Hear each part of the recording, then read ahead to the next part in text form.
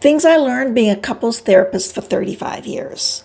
Lies are a silent relationship killer. Now, it's so easy to just say, just don't lie. You've probably heard me say that a million times here on my channel. Now, I know it is not lost on me how complicated that could be. So here's an example.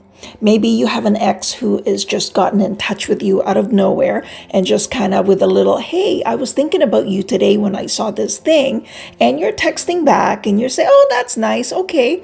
Anyway, okay, well, a little update, friends, family. Nice to hear from you. Okay, goodbye. It's over. You didn't do anything wrong. You didn't flirt. You didn't lead on. You said nothing sexual. You're good.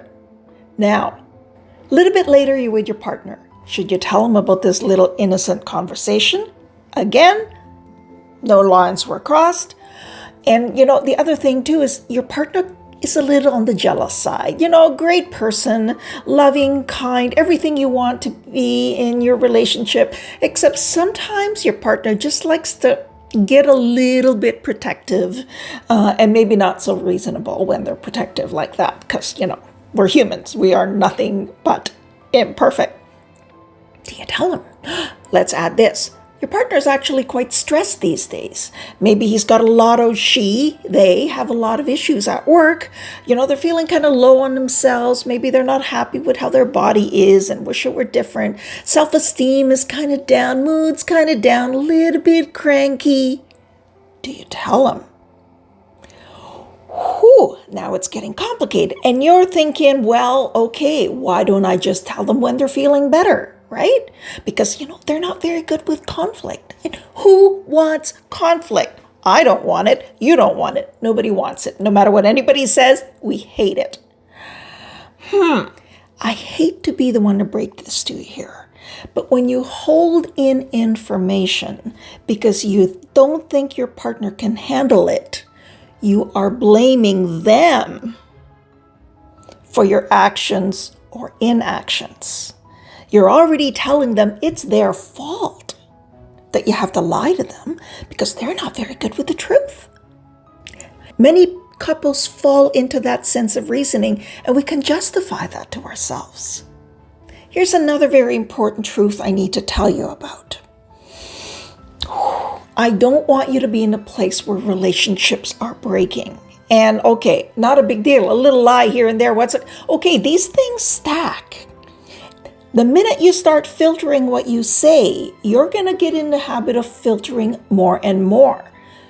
Good intentions, yes. Outcome, bad.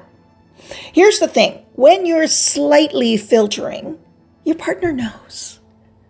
It's not that they know exactly what you're doing. They just know that something is not 100% flowy, genuine happening between the two of you. Okay. What are they going to assume? That you're either hiding something, pretending that you're not, or that you're emotionally unavailable or distant. How many people say you're so emotionally unavailable because you don't look very spontaneous and responsive? And it's looking like you don't care to communicate freely. All of these build up into a wall that is distance that becomes a fortress. Number one reason relationships end: loneliness in them. Everyone knows that relationships are tough, and it's becoming common now for divorce, 40, 60%, whatever it is. And so we already know that the odds are against us in some way, but they don't have to be.